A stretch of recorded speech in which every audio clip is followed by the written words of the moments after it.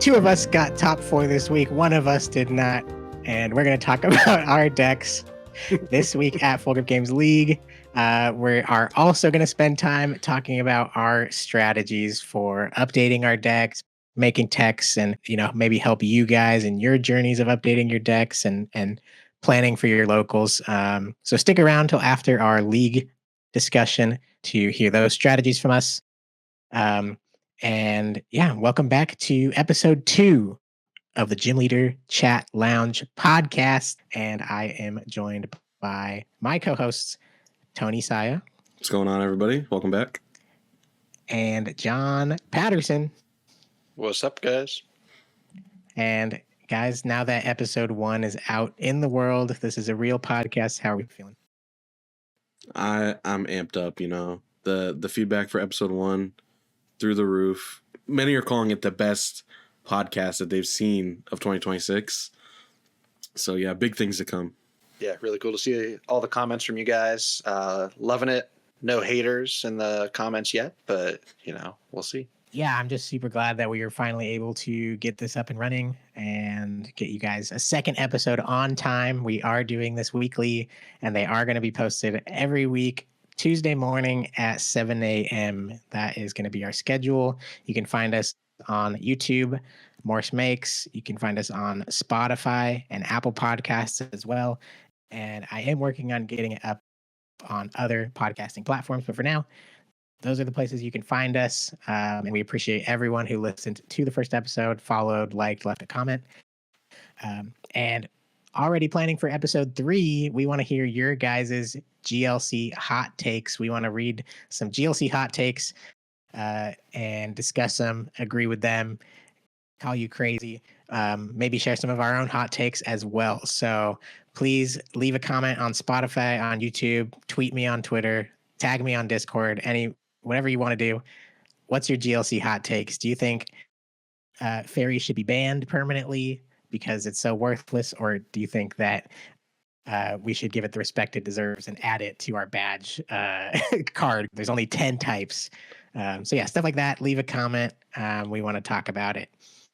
Let us have it. Give us some juicy ones to work with. Yeah, so that'll be fun. So that's next week. Leave us those comments.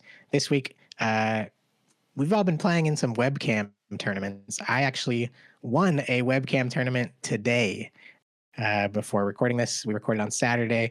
I played in the Cardboard Warriors Saturday afternoon Gym Leader Challenge webcam tournament. It was the first webcam tournament I've ever participated in. I know that there has been a pretty robust community for them since GLC has existed.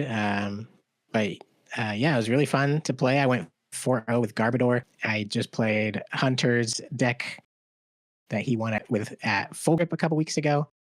You can see that list on screen. Yeah, had a great time. Still a solid list. I would recommend everyone try and join into a webcam tournament. Yeah, congrats to you, Ben. Winning your first one. That's quite the start to joining the webcam world. So kudos indeed. But yeah, these are really fun to play in. Ben mentioned we've been playing them for a little while, Tony and myself and some other Full Grip locals. But not too many. I mean, it's only been, a few weeks, Tony? Something like that? Yeah, probably for the last, 2 weeks, maybe 3. We've been just joining the occasional one and having a good time with... It's nice because a lot of us at Full Grip kind of just talks amongst ourselves. So it's really cool to, see, what other people are playing, what other people are thinking, and just get opinions, from everywhere. Yeah, that's one of the best parts.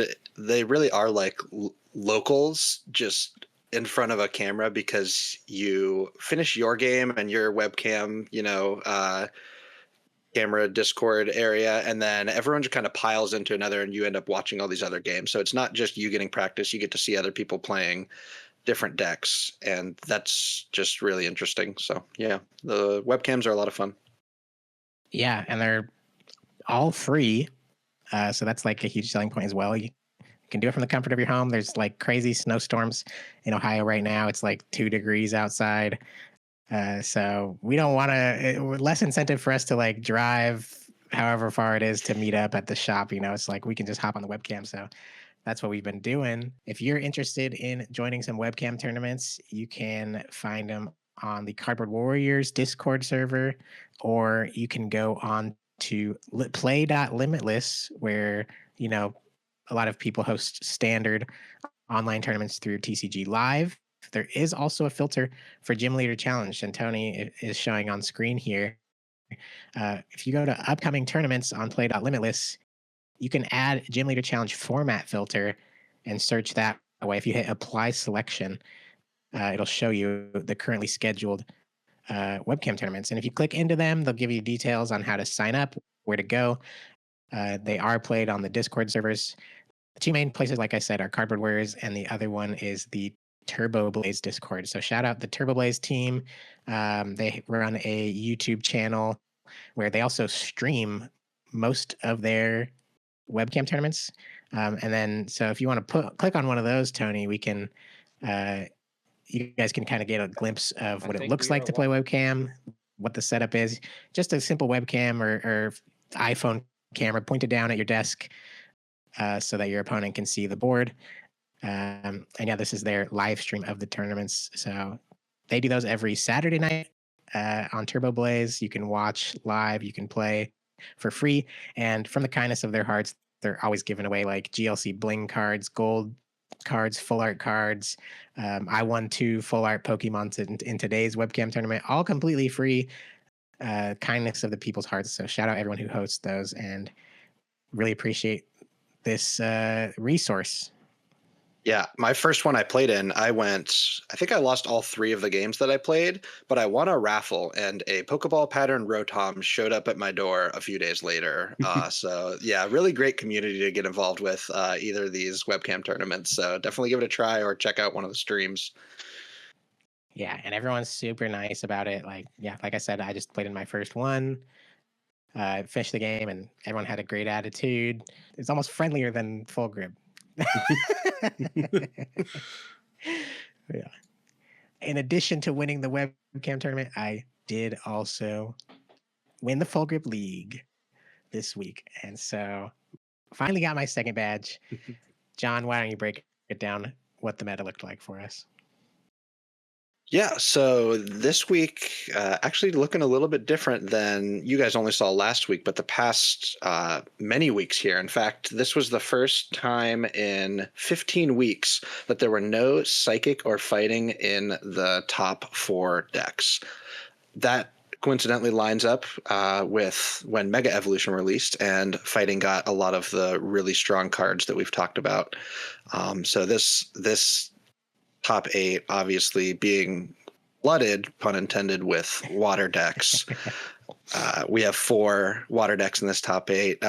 2 psychic are the bottom 2 decks, which is interesting to see. And then have Alex Carpenter on the colorless in top 4, myself on a metal deck taking second place, and Mr. Ben Morse on that Milopump list taking first place, taking down Zach Dellin in the finals, also on a Hydro Pump list. So that's, like I said, different than what things have looked like in the past. Yeah, it's kind of crazy how dominant psychic and fighting has been. I know that's been like the topic for a couple months now, since Mega Evolution release, psychic and fighting dominating. Yeah, but only 1 fighting deck was played this week of the 19 players that showed up. And I think that's the lowest amount fighting has been played. I think, so part of what makes the top 4 is, related to what people actually decide to bring. So it's a combination of a lot of players both having a fighting badge and a psychic badge, and maybe having some fighting fatigue a little bit. We're kind of in a down turn of the meta. A new set's coming out pretty soon. So it's been the same for a couple months now, and I'm not a fan of fighting. And I think, Tony, you've been running fighting for a couple weeks. Why'd you switch off this week? Yeah, the fighting fatigue is definitely real. I'm at a little bit of like in between. I guess you could call me lost a little bit with what deck I want to play. Yeah, I have the psychic badge. I have the water badge. And I can pretty confidently say those are the two best decks. Really, whatever variant of each you want to play, Monkey Dory Psychic or Gallade Dustnor Psychic, or if you want to play Water, Hydro Pump, or if you want to play Milopump. I think those 4 decks are like, really the top 4, and everything else kind of trails off a little bit after that. So yeah, I'm just really looking for anything to play right now, and you can see me, I'm peeking at 9th right there. Yeah, I forgot to mention, you can't see it. It's peeking out just a little bit down there, but Tony was unfortunately the only one of our podcast here to not make the top 8, making 9th place. So we got him an honorary spot down there. Listen, I will say he's the only one of our podcasts not to make the top 2. I mean, that's at least going to be someone every single week. Keep pouring it on. But yeah, so Tony swapped off the fighting this week, and I was debating. I had Milopump and RDT ready to go. Those are my 2 decks. I was gonna kind of switch off of Eggmill, like I mentioned last week. I've been playing for a while. I just was like, I want a badge. I'm famously the slowest player at full group games. Title went to Jon last season, but this season I'm taking it by storm. I'm going to beat his record. But yeah, so I wanted to go like water fighting, hopefully get a badge. I actually brought a double deck box. I have it right here. I brought a double deck box, my Anaheim Worlds deck box, and what I did was I put Milopump and RDT in it, and I knew Carpenter was going to play colorless. So if I matched into Carpenter round 1, I would not have played Milopump. I'll just say that much. That's slime ball. It's slime ball behavior.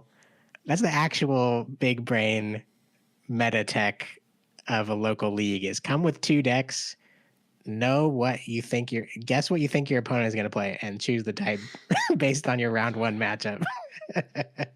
Respectable individuals, what they do when they're deciding between 2 decks is they take their double deck box, they take the 2 pieces of the deck box out, and they hand it to Tony Saia and say, Tony, will you please pick a deck for me? And then you simply just win your fighting badge. That's how you won yours, Jon?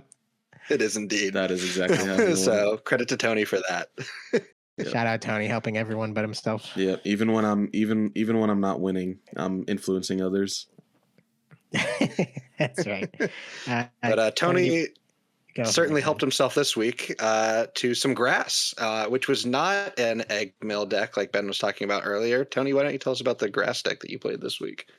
Yeah, so as I mentioned before, I decided to switch it up and play the grass deck this week. I shouldn't say the grass deck, I should say a grass deck. Because this one certainly is very unique. It's a deck that centers around Wo-Chien from Surging Sparks. Yeah, Surging Sparks. And it's Hazardous Greed attack, which does 20 damage, but then if you read the wall of text, if there are 3 fewer cards in your deck, this attack also does 120 damage to 2 of your opponent's benched Pokemon. So definitely an unorthodox strategy, and we got the graphic pulled up here with some of the key cards in the deck. Torterra obviously is going to set up all your guys with Grottle. Also, one of the biggest, meanest attackers in the entire format. Cherim is just, like the vanilla energy accelerator.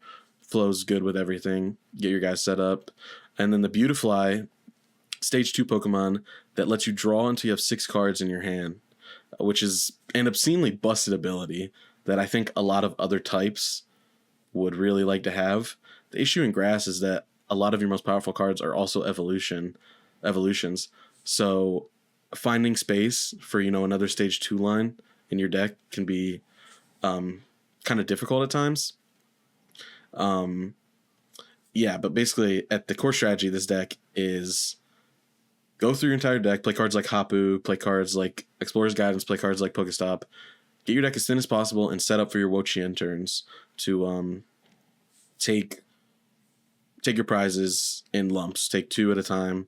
Even set up damage on the active, you take 3 at a time, which I ran into a couple times. I've never played this deck before, but looking at that Wo-Chien right there, my first thought is I'm never going to feel like I'm out of the game because I'm not at my Wo-Chien turn yet. And so when you get to the Wo-Chien turn, I'm sure you're feeling pretty good. No matter how many prizes you necessarily are behind. If you have something stuck in the active and you're hitting them with hazardous greed, that's got to feel good.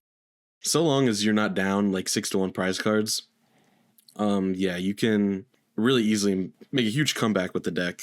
And the deck plays a bunch of like recovery cards so that, you may think once you go down to 3 cards, you kind of have like, 1, 2, 3 turns to Wo-Chien, but the deck plays so many recovery cards that you kind of are able to loop it fairly easily.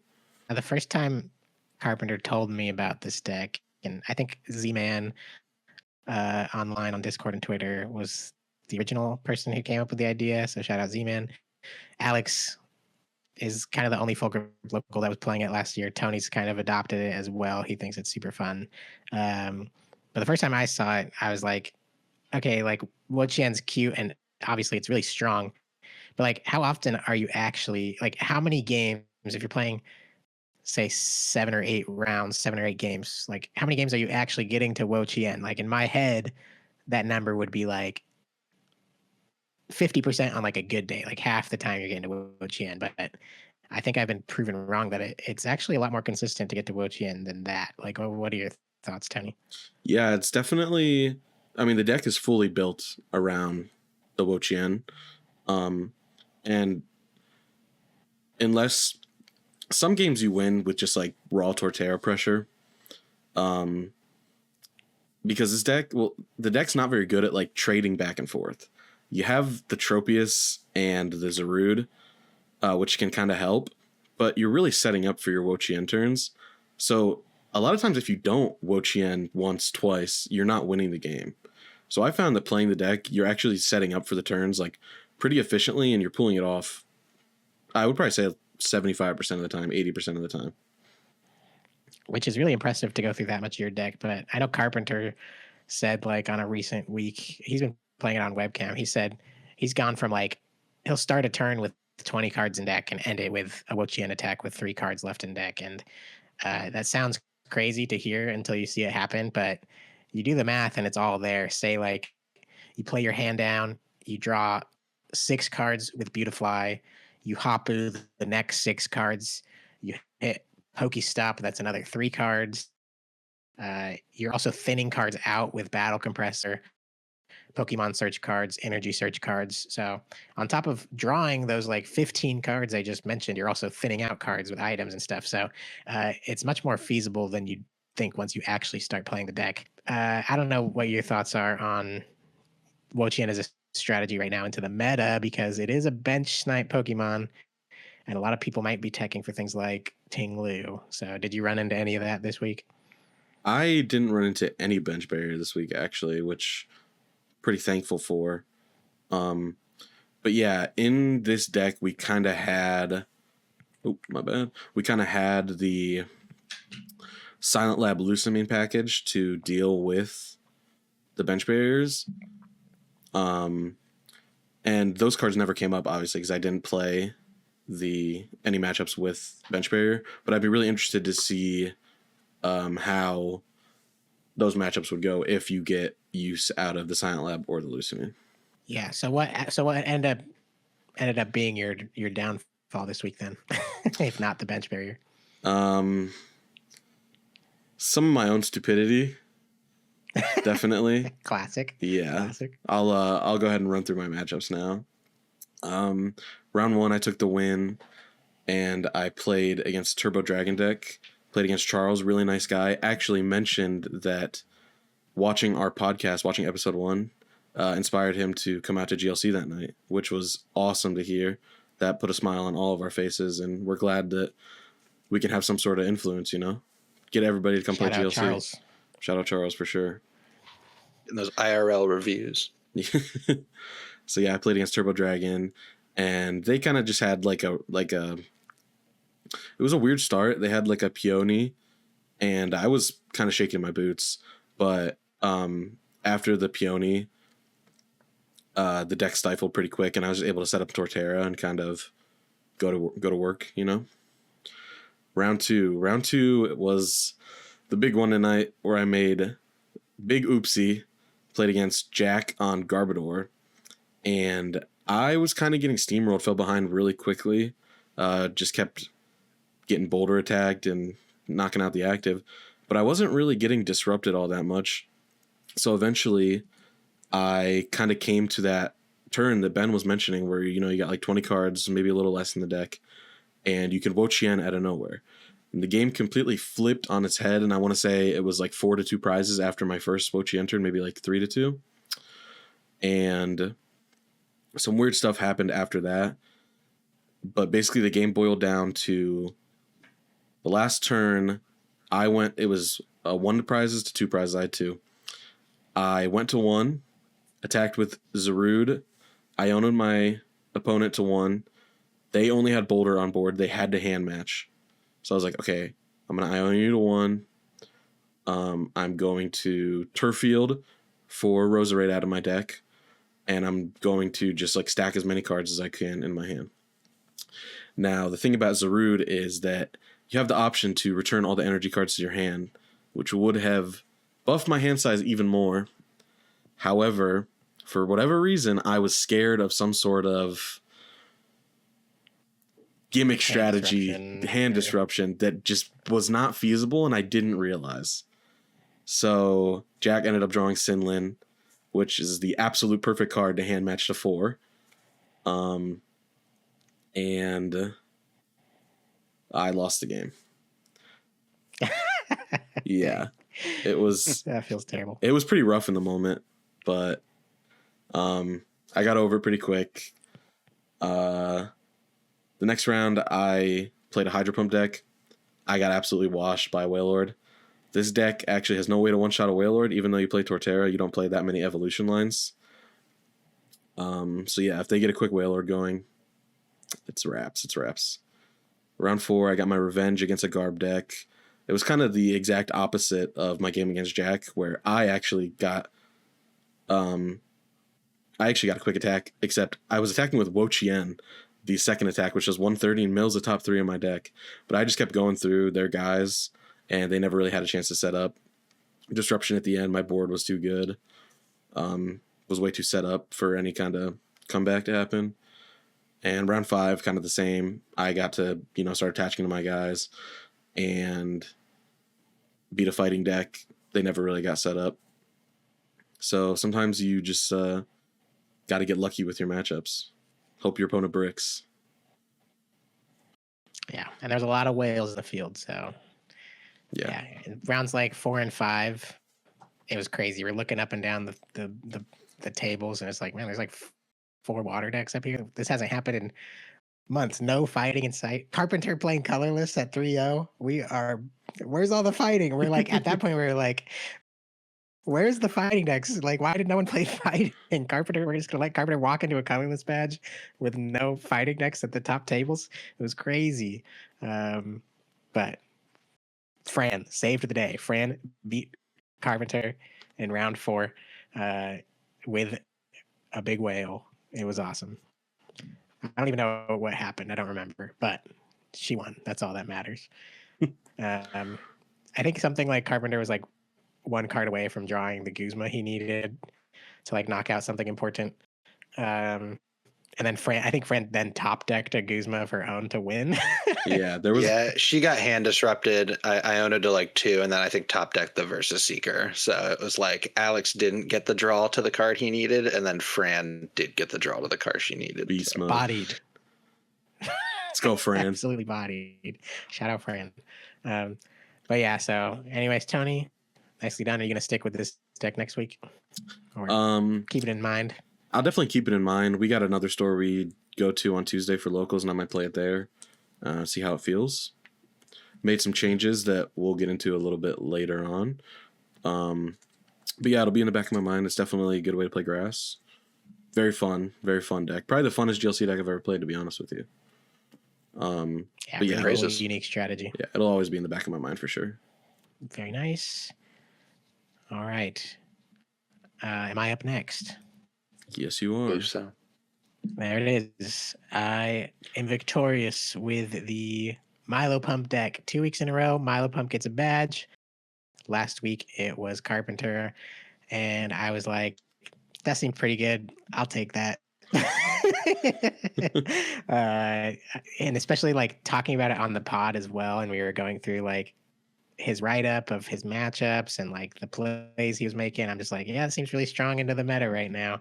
A big whale, not a lot of decks can play a way to one-shot the whale, especially not RDT. RDT and Psychic both do not play ways to one-shot the whale unless they're doing like cute strategies. Like in RDT, you have to, spread to it with Ting Lu so that your Blood Moon Ursaluna is doing enough damage to, KO a whale after it has damage on it.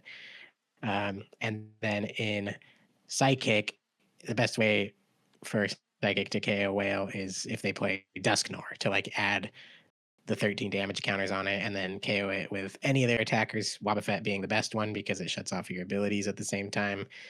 But those are like basically the only ways that those two decks can deal with a Whale Lord.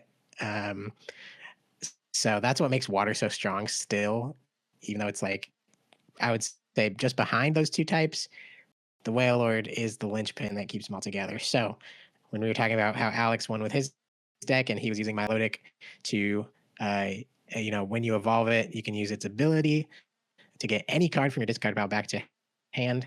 You can get key resources that you wouldn't normally recover, like a luxurious cape.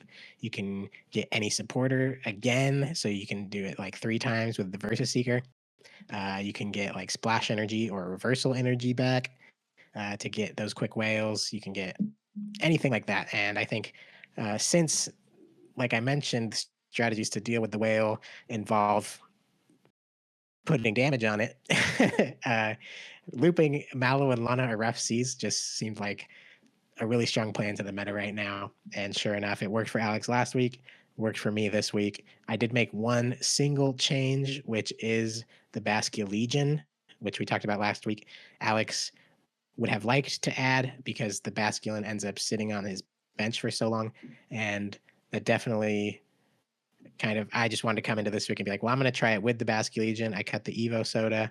Evo Soda doesn't work with Shady Dealings or Milotic's ability anyways. It is good to get Frostmoth Artillery or the Whale Lord up, of course, but I was willing to sacrifice that just for an easy 1 energy attacker for the those scenarios where the Whale Lord does get taken out and you can go in with Basque Legion and hopefully recover your Whalmer. But yeah, I had a pretty strong run with the deck. I was really impressed with it. I'm going to go through my matchups now. Round 1, I was up against a fighting deck. The only one in the room, it was a Garganackle fighting build. So did not play the spreading damage Ting Lu. But I was able to use Mallow and Lana on back-to-back turns on my Whale Lord with the help of the Milotic.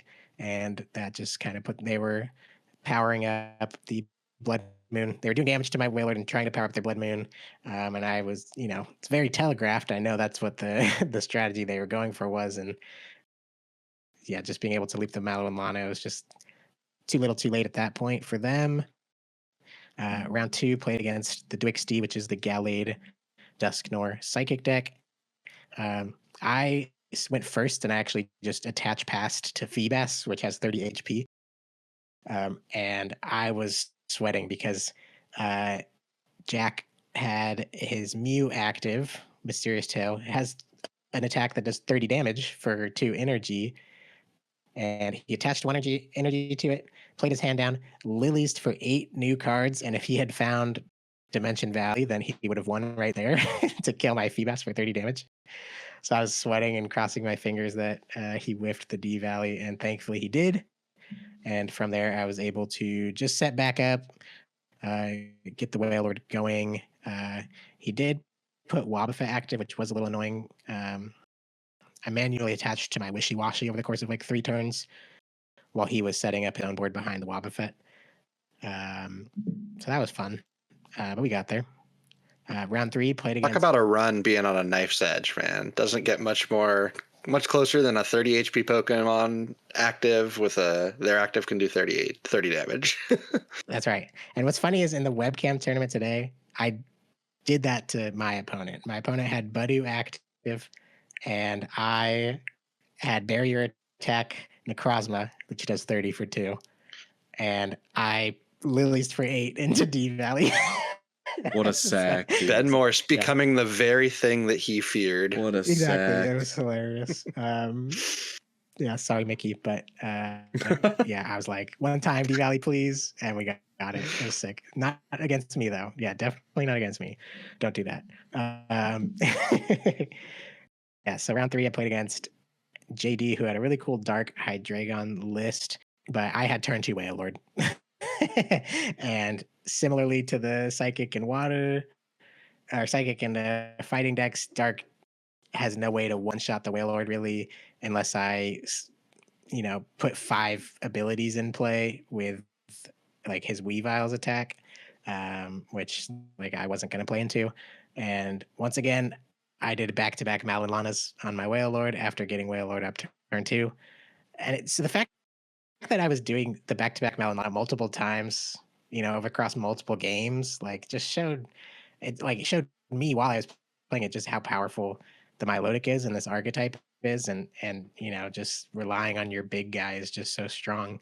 Round 4, I played against Fran's Hydro Pump deck with the Clawitzer, and Fran had the absolute terrible start where she had like no Pokemon in play except a fully powered up, manually attached to Wailord.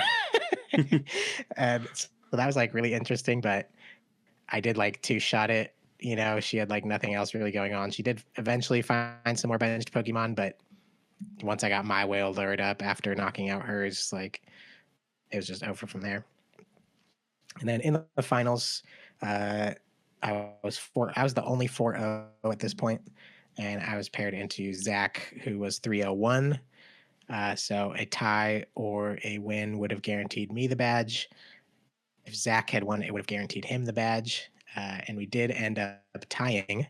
So I win with a record of 4-1. It was a really interesting game. It was a really close game. There were both key turns that we definitely each misplayed. There was one turn where I split my final 2 energy between a Wailmer and a Drizzile, and then I went to go knock out his Wailord with my Inteleon, but I had no energy left in deck because my last energy was attached to my Wailmer. So I had to take a turn off of attacking to like recover the energy, and that was like, oh, I think I threw. And then later on, like he used superior energy retrieval for just 1 energy instead of like, he could have retreated some off of his Wailord to preserve his Wailord's save his Wailord by moving it to the bench while also recovering that energy with superior. But he ended up only getting 1 energy off that, and so he was a little light on energy at the end of the game. And based on our final board state, I like to think my chances were good to win the game. He was down versus Seeker, Boss, Guzma, and Nessa, while I was about to swing with a fully powered up Wailord with full HP. And he was just 1 prize ahead of me. So that was my run. Ended 4-1 with the Milotic Wailord deck, Milopump. Again, shout out the Turbo Blaze guys who originally cooked this list. I might agree with Jon that this could be the best way to play Water right now. I personally have not run normal Hydro Pump in a while, but I was really impressed with this deck. This is the first week I picked it up, and I think I'm not sure how many weeks Alex played with it, but it might have been only one and done for him as well. So it was 702 over the course of the last 2 weeks at full grip games. That's pretty nuts. Yeah, it definitely seems like the water deck that's most efficient at getting a whale powered up and it's in the active, and that's really all you're asking for out of water. So if it can do that, then yeah, I think you're right. Perhaps it could be the best way to play the water type.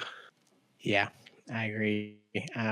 With the Basque Legion, I definitely would prefer it. I think I would keep it. I didn't really miss Evo Soda. I liked having the extra 1 energy attacker. He definitely came in clutch. So I personally am not sure if I would change anything about this list right now. I never needed to use bench barrier, and I never needed to use rough seas. So, those are two tech cards based on the meta that could become something else. But, those times when you do hit the spread decks or you want to heal a little extra with rough seas, you're never unhappy to see them, So it's hard to make those cuts when they can be so pivotal in certain matchups like RDT or lightning spread. God forbid anybody plays that deck right now.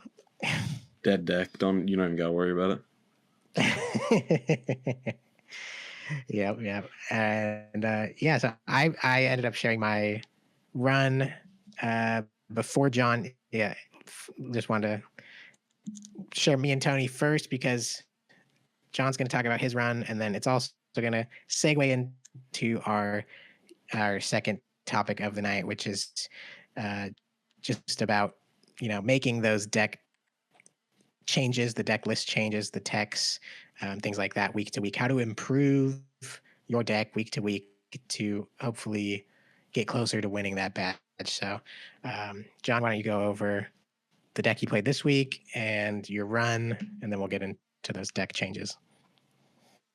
Yeah, so this week ran it back with metal. Looking a lot different than last week's metal, though. I think in total I ended up swapping out 16 cards in this list. Before the pod, Ben was kind of Q&A'ing me, asking me, hey, did you change the list because you just wanted to try something new, or did you change the list because you felt like the previous list just wasn't cutting it? And my answer to that's just kind of a little bit of both. Just wanting to see kind of the full range of what metal has to offer. So trying something a little bit different this week. I mentioned last week that the deck I played had, I think it was 16 or 17 Pokemon, somewhere around there, which is just a crazy amount. And playing that deck, the bench space just constantly feels limited. So really cutting back on the Pokemon and letting the consistency in the deck be through trainer cards rather than having your bench so full felt really good this week to play it this way. Really, the main takeaways are the Archaludon's gone, the Metang's gone, the Metang line, and unfortunately the Metagross that always found its way to the top of my deck. It was feeling like we gave him a week off, gave him a little break, and kind of put in some different energy acceleration cards in the Crispin, and also like the Sinlin to recover the Crispin and the Raihan and stuff. So just to supplement the onboard energy acceleration with some trainer energy acceleration. So I won't talk too much about a lot of the changes and stuff right now because I'll go through my run and then we can transition kind of into our techs and swaps section of the podcast. So I'll go ahead and just kind of let you guys know how my run went this week. So started round one playing against Hunter. He was playing the Palatoad deck, and this was a matchup that Zacian really proved its worth in, being that one energy attacker that can hit for up to 70 with a full bench, even more if you have the Muscle Band attached or the Berserker in play. And I was able to take 2 knockouts with that early before the Seismitoad came up. And Hunter sort of shoved around the Zacian. He had a Fion in his deck that kept shoving my Zacian to the bench, and he just wasn't dealing with it, so I was able to keep taking knockouts. And that was kind of the sum of that game. I really just ran away with it from there. Then my round 2 was against Alex Carpenter on the colorless deck. Colorless, with the fan Rotom and the setup it has, is just able to get going a lot faster than Metal can.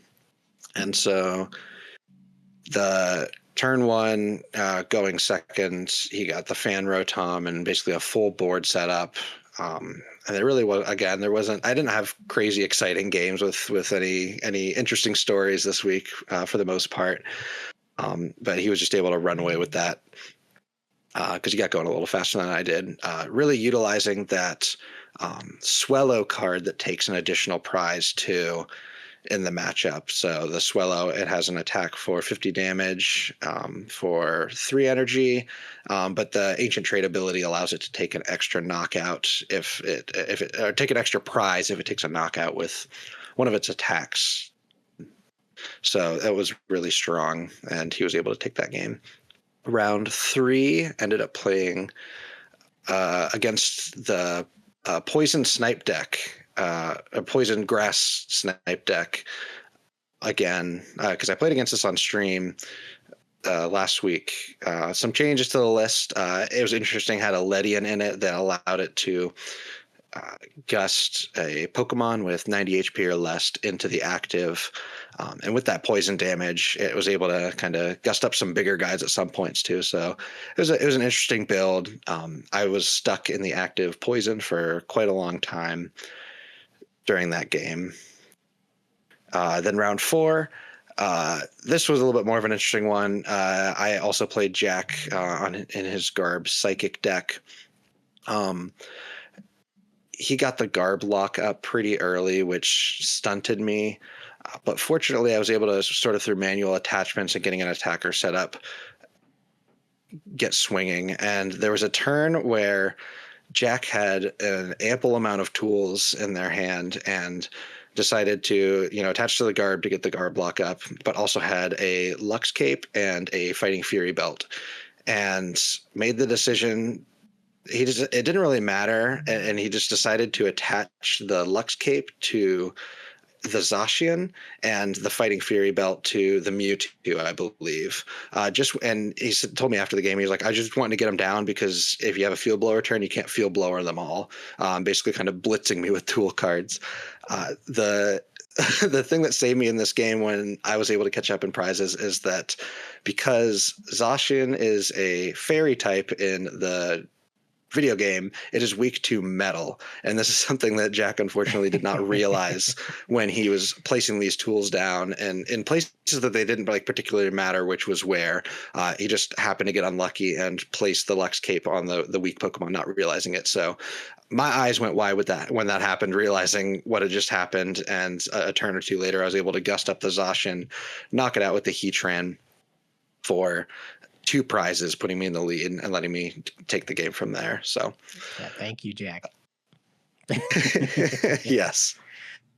And then my round 5 was against Fran, playing a Hydro Pump list. I've learned that this list that plays Berserker and Zamazenta is really one of the most effective ways to handle water with its Wailord with 240 HP.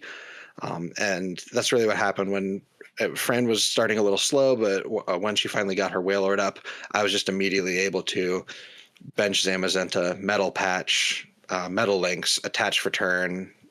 The Berserker's already in play, and just knock out the Wailord. So it's one of the types that's the most effective at knocking out the Wailord, and that ended up being a really good thing this week with so much water in the room that Zacian was able to counter those decks. So yeah, that was the run with the metal deck. But as I said, made a ton of changes to the list. Yeah. Yeah, nicely done, Jon. So you're getting second place. Yeah, you did make a bunch of changes from this week, and I want to talk about them. That was your deck last week. We can skip that slide, though. Just get right to what those changes were, what the cuts were. Cuts were on the left from the old deck, cut the additions here on the right, and I just want to pick your brain a little bit about how you came to these decisions, because a lot of these are synergistic, package cards that go together between the Pokemon and the trainers. Off the bat, like Matang, Cypher Maniac, that's like a key combo, stacking metal energies. So it makes sense that you'd cut both of those. If you're cutting one of them, you want to cut the other one, stuff like that. So why don't you walk us through this and your thought process in addition to that Metang cut. Yeah, so when you cut one thing, something as big as the Metang package, it really changes a lot about the deck. You have the metal links in every single metal deck, but the Metang was sort of the supplementary energy acceleration. And so when you change that, you don't need nearly as many metal energies. As Ben said, you don't need the Cypher Maniacs anymore. It just doesn't synergize with the deck as much as it used to. And so cutting those things, and like I said earlier, the bench space being so full and constantly being an issue that I just didn't have enough bench space to do things. And God forbid I got hit with a parallel city, because you just needed all your guys in play with that previous, Metang and Archaludon build and stuff. So moved to a build that was a bit lower to the ground, a bit faster. One change I liked about the list last week that kind of pivoted me in this direction was the Zacian being able to go hard and fast for 1 energy right at the beginning of the game, start swinging. The idea when I put it in that deck was that I don't really have any early aggression with this. It really is, the Iron Crown can do that, but it has a 2 energy cost, and when all your energy acceleration is stage 2 or stage 1 Pokemon, you're hardly ever gonna get the guy powered up on the first or second turn. Like it seemed impossible. So I liked what Zacian was doing for that deck, and it kind of made me want to shift the whole deck that direction. And so that's where we get to this energy acceleration that's not stage 1s that I have to get in play. It's a Crispin that I can use on turn 1. It's the Turbo Energize that you can use to get through Goose Hollow or Arven, and do turn 1 and just kind of set your board up, not necessarily more consistently throughout the game, but a stronger burst of setup at the beginning of the game. So yeah, obviously shifting to that Heatran attacker that requires the fire energy, but also allows you to play the second type of energy to use the Crispin.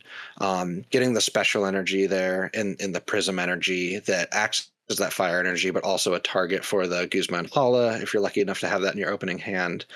And then since you're a deck that's going faster and not trying to necessarily tank hits as much as like the Archaludon is, cutting that, you don't see it on the left, but the Crystal Cave went out of the list, and getting the Artisan in there, just another opportunity to get your basics in play, so that you can just get energy on them, accelerate it faster, and kind of run through the deck there. The other big change is the swapping out of the Jirachis. I go back and forth between these Jirachis a lot because they do similar things, and they have their pros and cons.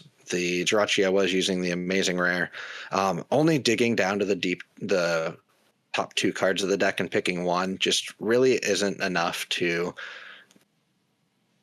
get the setup that you need. So wanting to go and dig a little bit further with the Stellar Wish Jirachi, the downside of that one being that it puts itself to sleep. So you require that really special tool of the, what is it, Escape Board? Is that what it's called? Escape Board. I can never remember the name of this thing. Needing that to be attached in order to use it consistently, but it digs down to the top 5 and you pick any trainers that you want there. So the whole deck sort of shifting towards that aggression, digging, finding the things you need, accelerating the energy. And then the new deck, can you pull up the list of the deck I played this week? Yeah, that one. The 6 tools at the top, there's a lot. The Lana's Rod was another addition there that I really wanted to add because your tools are so important. There's that escape board being the thing that you need to retreat the Jirachi. Being able to recover that is really nice. Just getting your muscle band back is a way to boost damage because you're almost there at all these damage thresholds. The Zamazenta doing the 220, the Heatran doing the 160 just isn't always quite enough, and sometimes you don't have the Berserker in play. And also just the Lana's Rod just being a Pokemon recovery as well. So being ways to get back your HP buffing tools, your Floatstone, kind of whatever you needed. You have so many tools in this deck and they're all so good. And that was just a way to recover those. But yeah, a lot of changes. I hope that kind of gives at least a decent overview of, I know there's a lot, but what I changed, why I changed it. It definitely, the deck felt more consistent. You weren't relying on getting that full setup of your bench and your Pokemon and stuff. It was a lot more basics, a lot more early game aggression. That's what I was going for. Yeah, I did want to, switch this to like maybe a more broad question. Still kind of specific to what you did here, but you obviously, like you talked about, you went lighter, maybe more fragile, not attacking with these high HP guys and healing, but just, lower HP basics that are swinging fast and swinging hard. It's going from that kind of strategy to this more turbo build. I just want to ask, like, what were you seeing in like the meta in the week? Any specific decks that you were hitting or types that are present that made you think like, instead of just changing a couple cards while keeping the Archaludon strategy, is something you could have done, but you opted to forego that entirely. So like, what happened at Full Grip that week that made you rethink switching to even like this big of a jump? Mhm. It's not that the deck wasn't working. It's not that there was something wrong and the archetype, the metal archetype that I was playing before wasn't working anymore. It's just that I saw strength in the early game there. I'd like to say I saw the water shift in the meta coming from a million miles away, and I knew that just being able to attack with Zamazenta earlier was the way to go, and I had this brilliant foresight. But unfortunately, I don't want to make that claim because it's not true. Um, but yeah, I think it's good to just swapping for the meta and swapping for teching for people that you're playing against is, it's one way you swap cards out, but sometimes you just swap cards out because, this is really my first time diving into metal, trying to win a badge with it. I wanted to try the different things that metal had to offer. So swapping out that many cards to really just try a different way to play the deck, just to see if it's better. And I don't know if it's necessarily better, but it's different. And it's good to know going forward so that when I can say, okay, the meta's shifting in this direction or this direction, I know which type out of those is going to be better because I played both of them before. And that's really, it's kind of not necessarily me reacting to the meta, me just gaining knowledge so that I know what works best when certain types and certain strategies are being played. Yeah, and I think it's important to know when you are playing those games to be proactively thinking about, reflect on your game, on each game as it goes by, and think, okay, like which Pokemon were definitely pulling their weight more than I expected, and which Pokemon maybe were underperforming for what I expected. And I think, that's like a huge takeaway from what you talked about. You like identified that the week that you played Archaludon, uh, the fast Zacian was doing, a lot more work than you would have expected. And so, you followed those instincts to kind of shift the whole strategy to kind of emulate that quick pace. So, and again, like it's never, like you said, like it's never a perfect change. There's never going to be, at least there could be a perfect 60 metal cards out there, but it's Sure. not. Anytime you go into a new week with changes, it is this feeling of experimentation, of following these instincts. And um so I think that's really cool to think about, and I would encourage people to think about, look, act like you should actively reflect on those games. Talk to the people around you at League. That's, we're standing outside in the 10-degree weather talking about what went down and stuff. And yeah, and kind of like what I did with the Milopump deck. Alex pointed out to us that he identified, how often Basculin pulling its weight as a basic, getting your whole board set up, that is unquestionably like an incredible effect. And it's just like, okay, like how can I, but now that it's sitting there for so long, like how can I better utilize this bench space, and shifting in to that kind of direction as well, testing it out, and it could work out for you. yeah, you mentioned briefly about teching, for for the meta specifically, Mhm. the people that we know, the badges that they have. We know that there's a lot of people that aren't going to be playing psychic anymore because of how many psychic badges are out there. So, how does that uh, expected type matchup kind of play into your deck choices and stuff like that? Like, how much do you weigh that in your mind? It's not something that I take into account a lot. The best example I can think of is kind of like after like the Mega Evolutions 3K and um everybody wanted to play fighting because that was a deck that just won. So we hadn't quite solved like we were playing Garb and we hadn't quite solved that matchup. So I was like, I'm not gonna worry about that. Everybody's gonna roll up playing fighting. It's time to pivot to something different. It's time to worry about something to focus on something different. Yeah.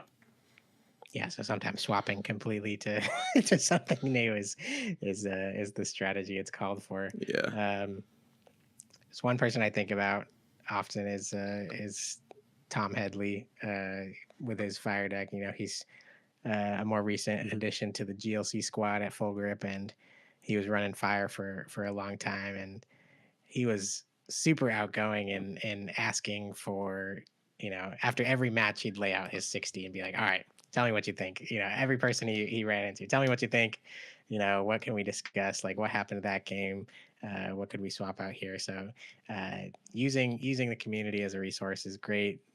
Discord community is also great for that. There's always people chatting about those list changes. Yeah, and it's I also like to think about these deck improvements as we go into like a new format with new cards revealed. That's like when it's most circulating up here, and we're thinking about what's, especially at a big tournament, and we can more maybe predict what the meta shakeup is going to be. um, we take a look at past examples, like at Phantasmal Flames. It was, I don't remember the percentages, but it was like 30 psychic decks and then what, 8, 20 something fighting, 20 something water, 18 water. I don't know. We can use that as kind of like a base for what to expect for the next one. And we see good cards like the Telepath Energy coming out. Like how much is that actually going to boost Psychic's numbers at our next 3K? Like, do you think we're going to see a dramatic change, or do you think it'll kind of keep its top spot but stay the same, like percentage wise? Yeah, it's cool when new cards come out that and you're trying to predict what the meta is and what people are going to play is you see different types kind of bidding for people's attention. It's like fighting comes out and we're like, okay, we've got the Barbarical coming out and we've got Tyragon and Psychic's like, but we have this cool shiny new energy over here. And so you're like, okay, you're trying to think what type am I going to play, but like what type are other people going to be drawn to because of this?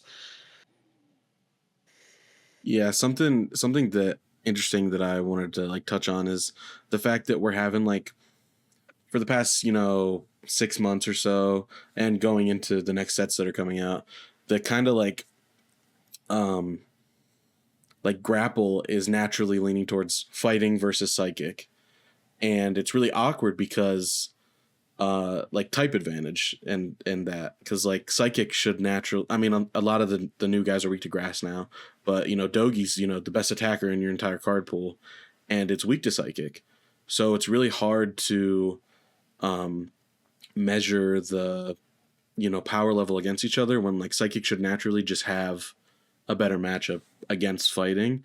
So yes, like fighting's getting the new Barbarical and the Tarragon, and this might change the way that fighting's played completely, but you always have to go back to in your brain, no matter how much you love fighting, how much you love your favorite deck, psychic's going to be the best deck in the room, and if you're trying to win the tournament, you need to have a plan to beat the psychic deck. Yeah, so it involves a lot of testing and a lot of experimentation, and I did test a few games with the Barbarical because it seems like a broken card on paper. We talked about it a little bit last week, and you even alluded to it right now. It's like we think that to use the Barbarical effectively, you probably need to rebuild fighting around it. So that's like another strategy. That's kind of like what Jon did with his metal deck. He's like, I want to go faster, lighter, quicker. I'm going to rebuild kind of the whole type around that strategy. Um, Trim down the Pokemon as much as possible. What's like the bare minimum that I need to like go fast? And I think, that style of play in GLC, I think, was really popularized by the Drago Box deck because that pushes the limits of how thin and how fast a deck can go. When that was kind of sweeping the nation a year ago at this point. So yeah, those extreme examples kind of have been translated into these other types. Fighting took note of that with RDT. Even when I'm building psychic decks now, I'm thinking about, okay, what's like the minimum amount of like basic attackers I can include, because I want things like, I want room for like Dusknoir, right? So it's like, can I get by with only like 3 basic attackers so I can play the Dusknoir package? So going to those, when you all want to try new decks, going to those extreme examples first kind of helps you test the limits. I would recommend testing the limits of your deck. Push further than you think you should in terms of what you're cutting, what you're adding, because you can always reel it back in, but you might discover that those limits are actually is where your power reaches its apex.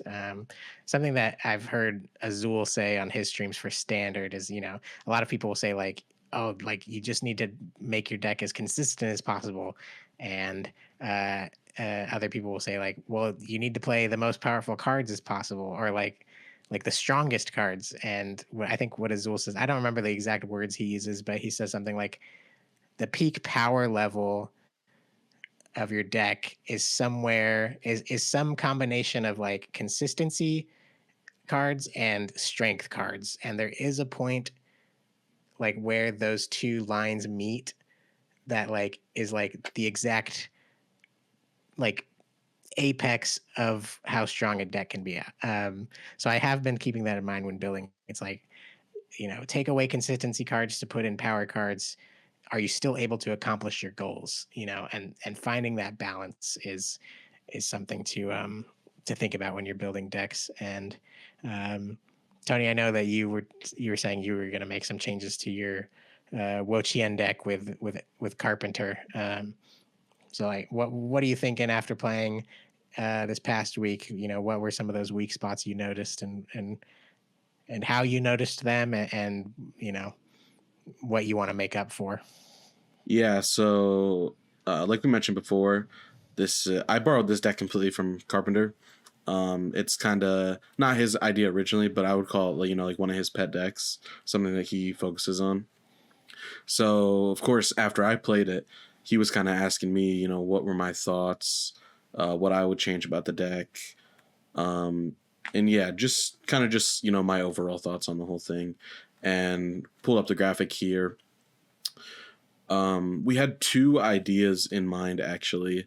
The first idea was something that we didn't actually go through with, but something that I'll still share because I think it's relevant, and I think it's something that you could possibly see in the deck going forward, is the issue with not being able to one-shot Wailord. So the deck needs a whole nother evolution line to be able to hit 250 with Torterra, which, if there's a deck that you're maybe going to want to cram another evolution line into, it's Grass, because Grottle, Turffield, all the tools are there. But again, it's the debate that Ben was just talking about, the power level versus consistency, how much it's like a constant, like a juggling act, you got to know what's correct, what's not correct, and what the deck can feasibly do while trying to maintain hitting its goal. So our first idea was adding in Lurantis, which boosts grass damage by 20. That's a stage 1 Pokemon. And you can see on the graphic here we had the Tropius cut for Iron Leaves. Tropius was going to stay in that version because boosting 20 to that attack lets you knock out Boulder. It only does 120.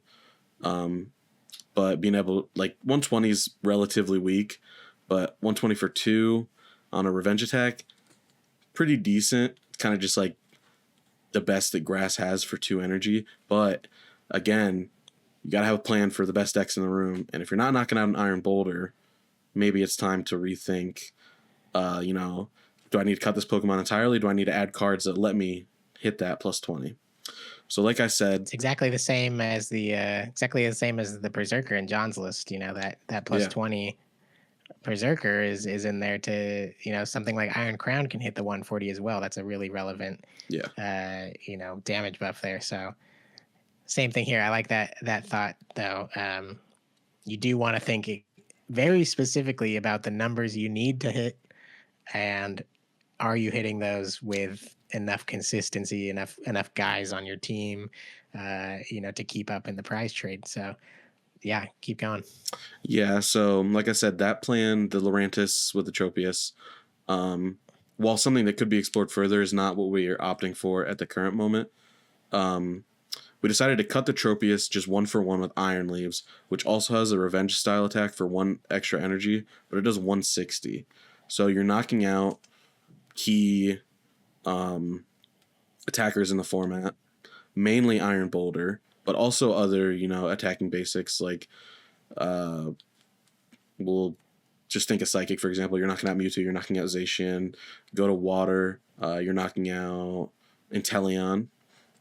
Just stuff like that. Just, really important Pokemon that you're going to see on a weekly basis at your locals or your webcam tournament or whatever it may be. So we were thinking, what kind of jives with the Iron Leaves? Well, we were thinking that it costs 3 energy, so maybe you want another energy search card, and also with having Cherrim in the deck, seeing extra energy in your hand is almost never a bad thing, especially with all the recovery cards you play. You're digging through your deck with Hapu and Explorer's Guidance. You're going to pitch a couple energies. And you play so many recovery cards that why not, just add more search in. Earthen Vessel is a card that we decided to add. Cut the kind of bench barrier plan package in the Silent Lab and the Lusamine. Because I've played the deck 2 times in the past month, I want to say, and I don't think I've ran into decks playing bench barrier. So kind of just something that we reflected on, and we're like, if we're not seeing this locally, then what's the point? We can add cards that we think are better, other consistency cards, and this is where you see the Ball Guy and the Timer Ball come in. 2 cards that automatically synergize with each other. Of course, you could search for the Timer Ball with the Ball Guy, and those 2 cards kind of spiritually replace Dawn, which searches for a Stage 1 basic and Stage 2 Pokemon. It's kind of, the cards like pretty much do the same thing, but in my opinion, Ball Guy's more consistent because Ball Guy can kind of flexible. Yeah, Ball Guy can adapt to whatever situation you want to play it in. It's a broken card if you start it. It's a broken card if you draw into it later in the game because you get to search for, maybe you don't need the Nest Ball. Maybe you need the Net Ball because you need an energy, stuff like that. And Timer Ball, of course, could always be a blank card, but the upside of the card in Grass is kind of infinite because of Grottle and how many evolutions the deck plays specifically. Yeah, and this is a great example. Look, only 4 cards changed, but very high power output in those changes. You're seeing the energies earlier for Cherrim. You're maybe getting a better basic setup with Ball Guy. You're finding more evolutions with Timer Ball, not on a supporter. And weighing that sacrifice of the bench barrier solution, which you still got to think, like, can the deck even win against a deck that has bench barrier? And the answer is yes, because you are attacking with Zarude, you're attacking with Torterra, you can recover those guys. Wo-Chien can do 130. You can Guzma up the bench barrier, and I think you still play Hex, right? Yeah. So you still have a contingency plan for bench barrier, but just like having the iron leaves in alone just lets you trade. It lets you trade something that the Tropius didn't do as efficiently. So like you just mentioned, you can win games without actually having to Wo-Chien if you just keep pace with your opponent. Right. Yeah. So I think that's a good example of like, maybe cutting those fringe tech cards for some matchups just to, to raise that apex power level of your deck. And, it remains to be seen, how good these changes will be. This is just, after some discussion. I think Alex played it. Actually, I think Alex played it with these updates in the webcam tournament today. He did, yeah. He ended up going 3-1, getting third place. So props to him. I wanna note deck. That I think his loss was to a fire deck. So was it? I think you're right. Yeah. He messaged me and said his loss was actually to a fire deck. So state mandated Alex Carpenter loss.